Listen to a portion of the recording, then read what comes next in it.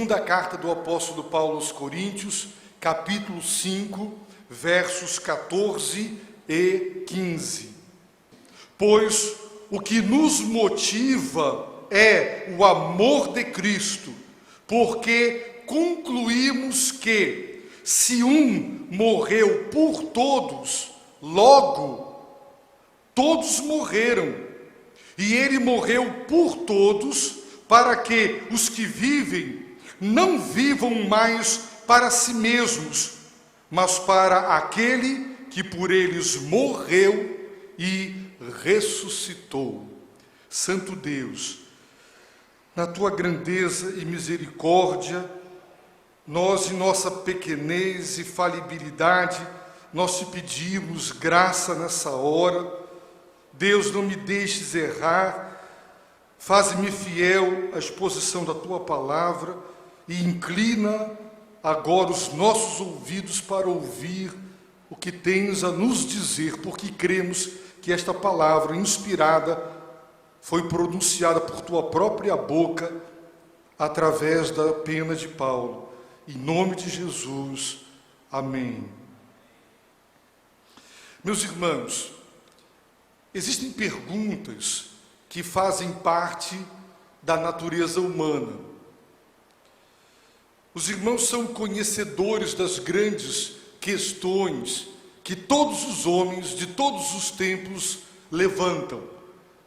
Aquelas três questões básicas: de onde viemos, o que estamos fazendo aqui, para onde vamos, origem, sentido, propósito, alvo de vida.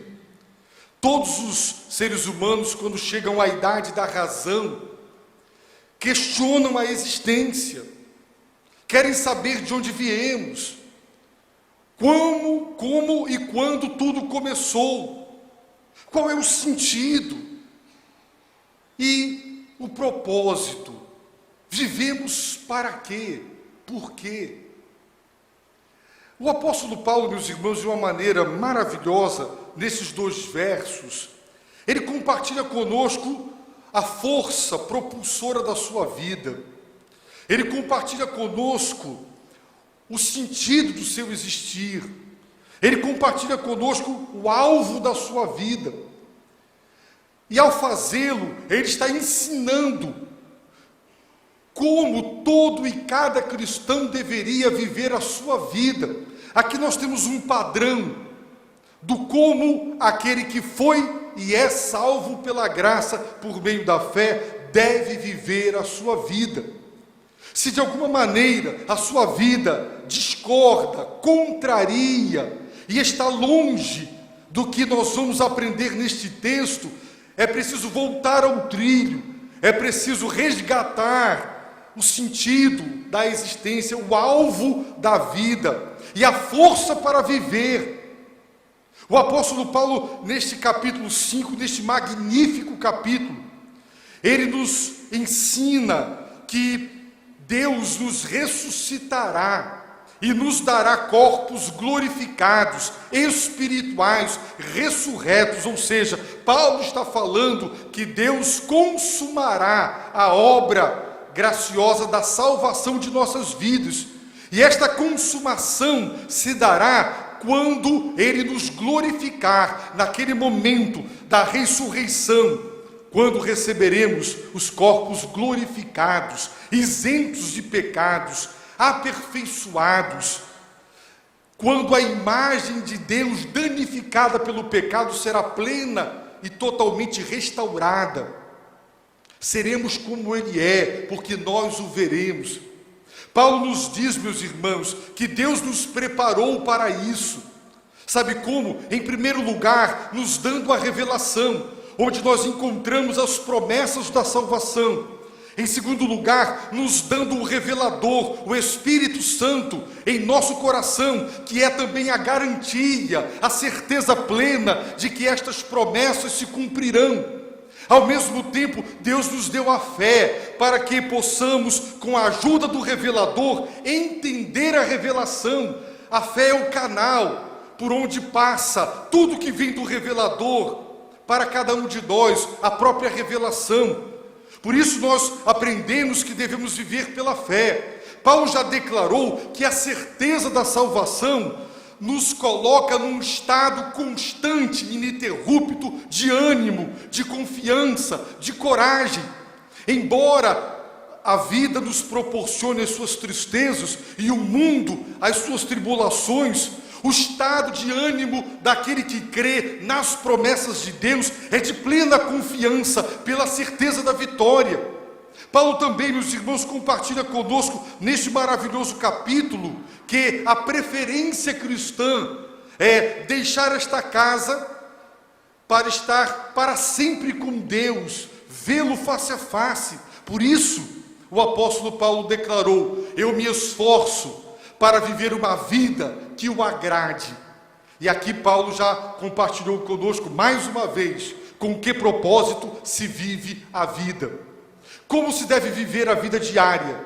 A vida diária de uma pessoa remida pelo sangue de Cristo é uma vida preocupada com o seguinte alvo: o que eu sou está agradando a Deus?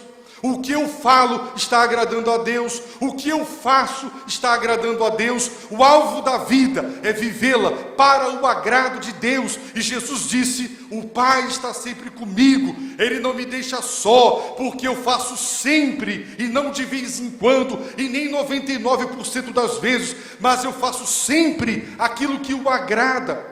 Por isso, 3 vezes a voz de Deus, o Pai, ressoa dizendo: Jesus é o Filho amado, eu tenho prazer nele, eu me comprazo nele, a vida dele me honra, a vida dele me traz prazer, a vida dele me agrada. Paulo, meus irmãos, compartilha conosco a certeza do juízo final, de que todos necessariamente seremos revelados. Se somos hipócritas, se colocamos máscaras, elas cairão, porque o dia do juízo final é o dia da verdade, quando toda a verdade virá à tona, e o que somos de fato será manifesto, e todos seremos julgados, e haverá retribuição, de acordo com o que fizemos, o bem ou o mal. Ora, sabendo disso, Paulo disse: nós sabemos o que significa temer a Deus. Temer a Deus significa saber que haverá um juízo final e haverá justa retribuição. Quem sabe que, e quem crê que será julgado por Deus de acordo com as suas obras, vai evitar o mal e vai fazer o bem. Isso é temor. O temor faz com que evitemos o mal e abracemos o bem, pela certeza de que seremos julgados. Então, meus irmãos, o apóstolo Paulo fala que se ele enlouquecia, era para Deus, e se ele conservava o juízo, é para os crentes, porque ele se expôs a perigos. Paulo fez loucuras, entre aspas. A própria pregação era uma loucura, dizia ele.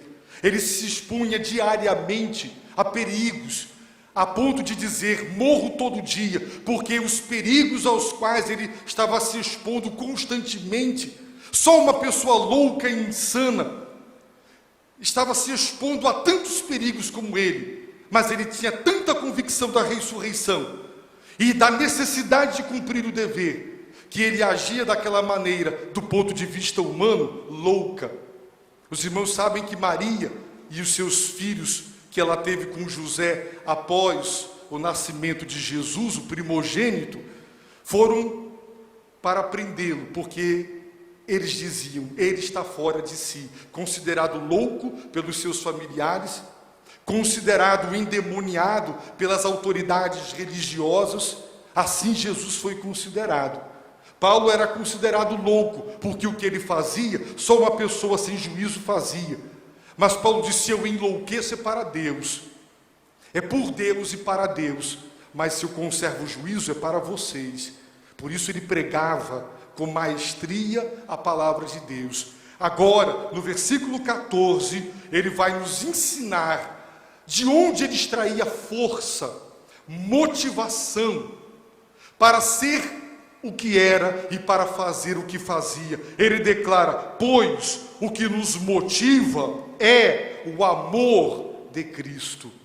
As antigas versões diz: o amor de Cristo nos constrange. A palavra grega, meus irmãos, significa pressionar, apertar.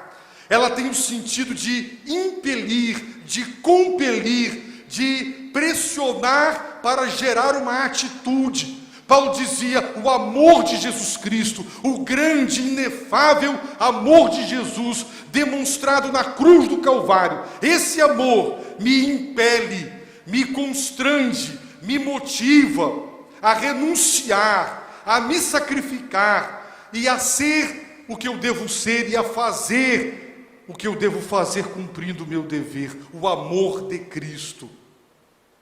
Quanto mais uma pessoa ama o Senhor, é porque ela entendeu a grandeza do amor de Deus por ela. Jesus disse que a quem muito se perdoa é porque muito se ama, e quem recebe um grande perdão ama muito aquele que o perdoou. E se Paulo amou tanto a Jesus, é porque ele foi tão amado pelo Senhor. Ele diz: eu sou o pior de todos os pecadores, não há na face da terra ninguém pior do que eu, e ele me salvou porque ele me amou. E Paulo viveu sua vida devotada a ele, porque o amor, esse amor de Jesus, que ele demonstrou por ele, o Filho de Deus, que me amou e se entregou a si mesmo por mim, ele diz em Gálatas, esse amor, meus irmãos, quando você para pensar na cruz, e você observa que não há maior evidência de amor do que a cruz. Quando você lembra da cruz de Cristo e de todo o sofrimento do Filho de Deus, esse amor maravilhoso é que deve ser a força motivadora da nossa vida. Você não deve ser isso porque a igreja quer. Você não deve fazer aquilo porque os seus pais querem. Na verdade, a razão para fazer ou deixar de fazer é Jesus Cristo, é o amor dele.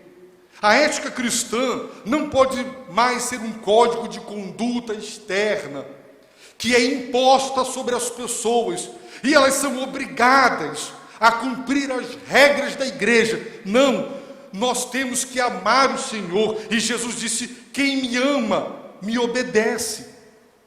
Observem bem, quem me ama me obedece. O amor de Cristo, diz Paulo, me motiva a obedecer.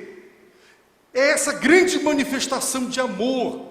E Paulo pergunta: quem nos separará do amor de Cristo? Quem? Os perigos, a espada, a própria morte, as decepções, os poderes e os seres espirituais, angelicais ou demoníacos, o que ou quem terá esse poder de nos separar do amor de Cristo? Tudo que você fizer deve ser motivado pelo amor, o amor de Cristo. As ofertas, o dízimo, o trabalho, o tempo.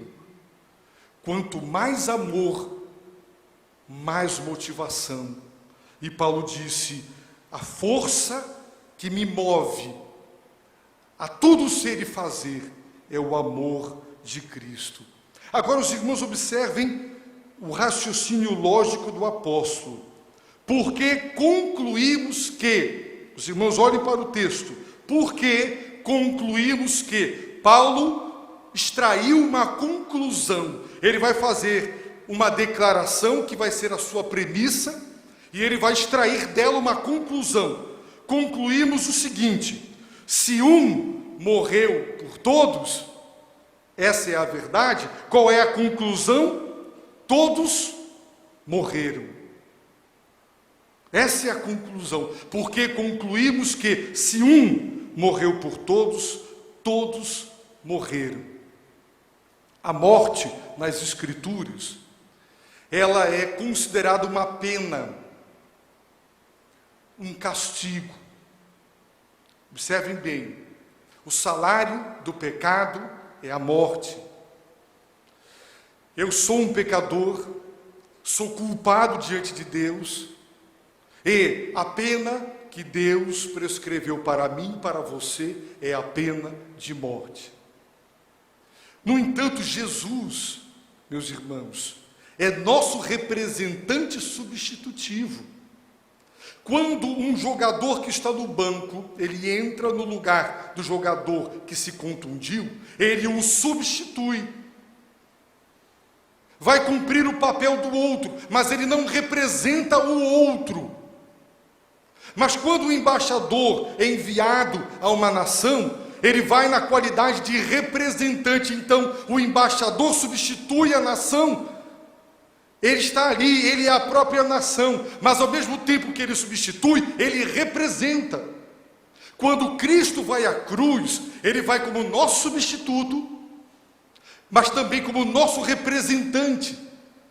E quando ele morre, essa morte é o pagamento da penalidade.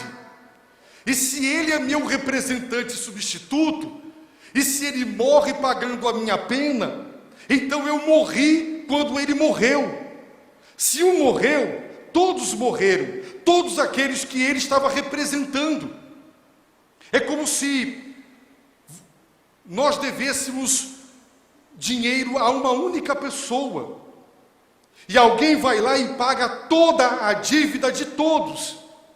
Quando nos substituindo, porque era nosso dever pagar, e nos representando, ele paga a dívida de cada um, todos pagamos a dívida através dele e com ele. Quando ele pagou a nossa dívida, nós a pagamos com ele também.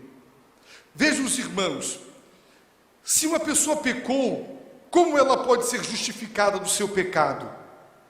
Pagando a pena. Se uma pessoa roubou, matou e violentou, ela é presa, ela é julgada, ela é condenada. A pena, 30 anos de cadeia. Ela cumpre os 30 anos de cadeia. E ela no dia seguinte sai de cabeça erguida. Ela não precisa ter medo dos policiais, nem dos juízes, nem dos magistrados, nem de ninguém. Porque ela está justificada, ela está quite, ela pagou a pena. Como você e eu podemos ser justificados diante de Deus? Pagando a nossa pena. Mas a nossa pena é a pena de morte. Mas Jesus nos substituiu, nos representando. Então observem, concluímos que se um morreu por todos, veja, a morte de Cristo foi uma morte representando e substituindo todos. Se essa morte foi substitutiva e representativa, então todos morreram quando ele morreu. Então eu paguei a minha pena em Cristo e através de Cristo. Todos morremos na pessoa de Jesus e através da morte dele. Todos morremos, todos pagamos a nossa pena diante de Deus. Por isso estamos justificados do nosso pecado. Deus não tem mais nada contra nós, estamos quites com Deus, porque a nossa pena foi paga, só que não foi paga por nós, mas pelo nosso substituto que nos representou em Cristo, e através de Cristo, nós pagamos a nossa pena, estamos justificados pela graça, por meio da fé. Se um morreu por todos, todos morreram. Esse é o princípio básico de que Deus imputou, Deus atribuiu nossa culpa e nosso castigo a Jesus, e nele e através dele estamos quites com a justiça divina. Agora os irmãos entendam e observem que Paulo vai falar algo sobre a vida, mas antes de falar sobre a vida, ele tem que mostrar o fundamento doutrinário. Antes de dizer, faça assim, ele mostra por que nós devemos fazer o que ele manda. O que eu devo fazer, meus irmãos, está calcado no que Deus fez. Paulo mostra o que é que foi que ele fez. Agora ele diz o que é que nós devemos fazer. Antes de dizer o que eu devo fazer, Paulo mostra o que foi que Deus fez. Então, Cristo morreu por todos, todos morreram. Verso 15, ele repete, e ele morreu por todos. Agora, os irmãos observem a expressão, para quê? Com que propósito Cristo morreu por todos? Em primeiro lugar, para quitar o nosso débito com Deus. Ok? Em segundo lugar, para que os que vivem não vivam mais para si mesmos. O verbo viver e o substantivo que duas vezes aparece aí, os que vivem, não vivam. É a palavra zoe, no grego. Quando a Bíblia quer falar da vida, ela usa a palavra bios. Mas João nos ensina que a vida eterna é zoe. Quando João quer falar da vida eterna, ele usa essa palavra, zoe. É a vida eterna. Não é só a vida que não tem fim, é que não tem começo. É a própria vida de Deus, que é dom de Deus. Jesus disse, eu vim para que tenham vida, zoe. Nós já temos vida biológica. Ele não veio para que eu tenha vida biológica, eu já a tenho. Ele deu a Adão e a Eva a capacidade de se procriarem e gerarem seres à imagem e semelhança de Deus. Essa vida biológica nós podemos dar aos nossos filhos, são produtos da nossa vida. A vida biológica nós geramos e nós reproduzimos, mas a vida eterna, só Deus a possui. Por isso Paulo está dizendo, Jesus morreu para que os que vivem, porque foram regenerados, porque nasceram de novo, porque receberam a vida, o dom da vida eterna, não vivam mais para si mesmos. Quando ele diz, não vivam mais para si mesmos, o que é que ele está deixando claro, implícito? É que outrora, nós vivíamos para nós mesmos. Eu era o sentido da minha vida, eu vivia a minha vida em função de mim mesmo, do meu querer, do meu gostar, do meu sentir. Eu fazia de mim mesmo o meu próprio Deus. Eu me achava, como a humanidade até uma certa época, que tudo girava em torno da terra. E aí vem a revolução científica, Copérnico, e vai dizer o quê? Tudo gira em torno do sol. Não vivam mais para si.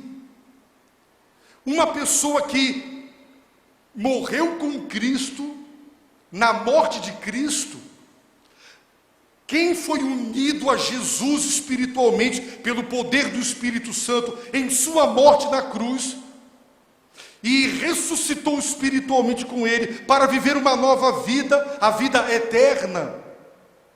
Essa pessoa não pode mais viver para si, fazer de si o alvo, o sentido. Sabe qual é o sentido da vida? É aquilo para o qual eu vivo. O seu alvo, ele se transforma na razão da vida. Uma pessoa que vive para ganhar dinheiro, a razão da vida dela é o dinheiro. Quem vive para Deus, quando Deus é o alvo da existência, então Ele é o sentido da vida. Qual é a razão da vida? Paulo está dizendo, Cristo morreu por todos, para que os que vivem, porque só há vida eterna a partir da morte dele, não vivam mais para si. Então entenda, querido, que você não é mais o sentido da vida.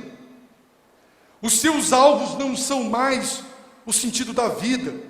Você não pode querer que a sua esposa, os seus filhos, que tudo e todos vivam direcionados, voltados em função de você, como se você fosse o protagonista da vida. Na novela, o protagonista, tudo gira em torno dele. Você não é o protagonista, Deus é. Não viva mais para si. Portanto, a salvação, ela traz a libertação da escravidão do ego.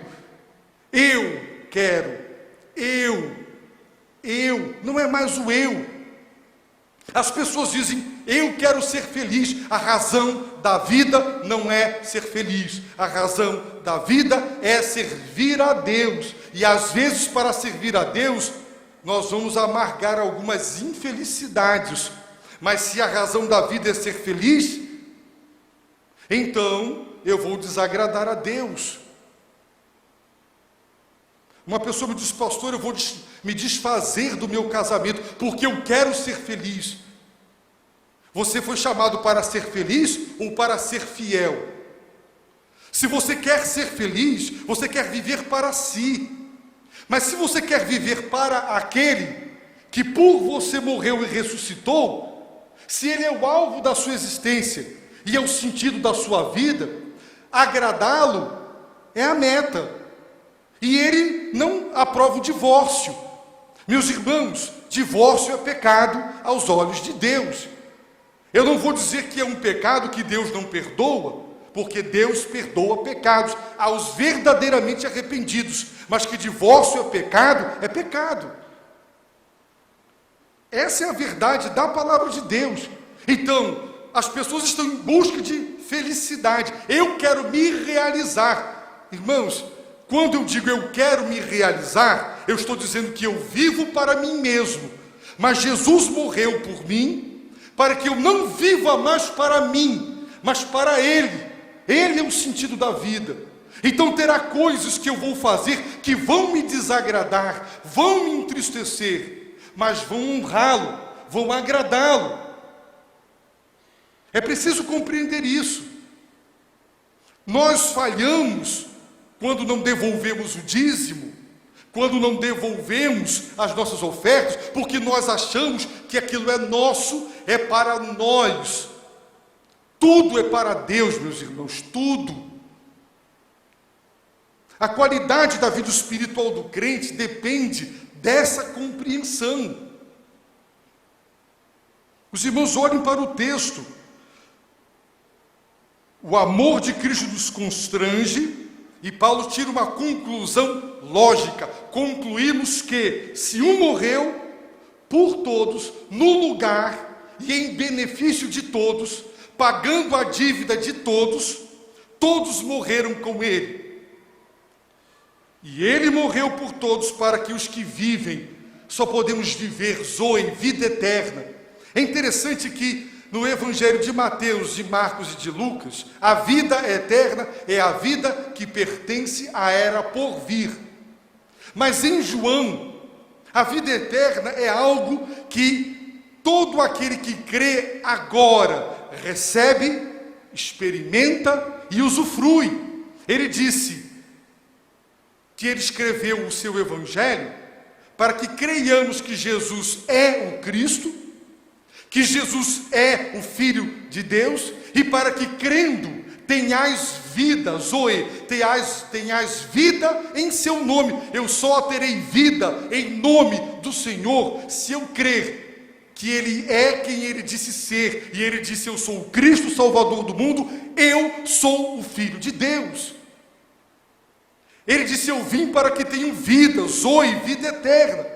Ele disse: aquele que crê tem a vida eterna, Zoe, Raiônios, vida eterna. Não é vida biológica, essa nós já temos, mas ela vai acabar. Quando esse corpo morrer, a bios, a vida física vai acabar, mas a vida eterna não. E João diz: a vida eterna é um dom para ser recebido agora. Por isso nós temos certeza da vida eterna. Então, com que propósito Jesus morreu? Primeiro, para que vivamos. Não haveria nova vida, vida nova, vida eterna sem a sua morte. Segundo, ele morreu para que os que vivem espiritualmente, ressuscitados espiritualmente, não vivam mais para si mesmos, mas para aquele que por eles morreu e ressuscitou. Foi porque ele morreu por todos e ressuscitou também por todos, é que nós ressuscitamos espiritualmente com ele e ressuscitaremos com ele no dia do juízo final. Portanto, é o sacrifício, é a morte e é a ressurreição de Jesus a base da vida eterna e do alvo e do sentido da vida. Viver para Jesus, esse é o sentido da vida. Nós temos que ler os evangelhos e lembrar: Jesus é o sentido da vida. Ele disse: aprendei de mim, sou manso, sou humilde de coração. Ele nos ensinou plena dependência de Deus o Pai quanto ao que fazer. Ele nos ensinou dependência do Espírito Santo quanto ao poder para fazer a vontade do Pai. Jesus viveu na submissão em relação à direção do Pai, quanto ao que fazer, e a dependência do Espírito Santo em termos de poder para fazer o que o Pai mandou. Então o Pai lhe dizia o que fazer e o Espírito Santo capacitava. Assim Jesus vivia. Assim nós devemos viver. Viver para Ele e não para nós mesmos. Tem gente que vive para o outro. A gente ouve dizer que aquela esposa viveu para aquele marido, fez tudo, toda a sua vida girou em torno dele. O que ele gostava, o que ele queria, o que lhe agradava. Ou aquela mãe que vive para os filhos, tudo que faz é por causa dos filhos, é em função dos filhos, é para os filhos. Ela esquece de si, ela esquece de tudo, ela esquece de todos, porque ela vive para os filhos. O que quer que ela venha fazer, que não for para o benefício deles, ela não faz, porque ela vive para eles. Mas uma pessoa salva por Jesus não vive para os outros, não vive mais para si, ele vive para Deus, para aquele. Quem é aquele que por nós morreu e ressuscitou? É o Filho de Deus, é Jesus Cristo. Ele é o alvo da vida. Se os irmãos consultarem, por exemplo, Romanos, os irmãos observarão uma passagem cuja mensagem é análoga a essa daqui, olha. Pois se vivemos, para o Senhor vivemos. Se morremos, para o Senhor morremos. De modo que, quer vivamos, quer morramos, somos do Senhor. Porque foi com este propósito que Cristo morreu e tornou a viver, para ser Senhor, tanto de mortos como de vivos. Com que propósito Jesus morreu e ressuscitou? Para ser Senhor. Foi para isso que ele morreu, para ser Senhor. É por isso que Jesus dizia àqueles que o abordavam, dizendo: Senhor, Senhor, e ele retrucava: por que me chamais assim? Se vocês não fazem o que eu digo, por quê? Em João 13, ele lava os pés dos discípulos. Ele disse: eu fiz para dar exemplo, façam também. Eu sou o Senhor. Vocês me chamam de mestre e vocês me chamam de Senhor. E verdadeiramente, vocês têm razão, eu sou. Então sigam o meu exemplo. Façam o que eu mando.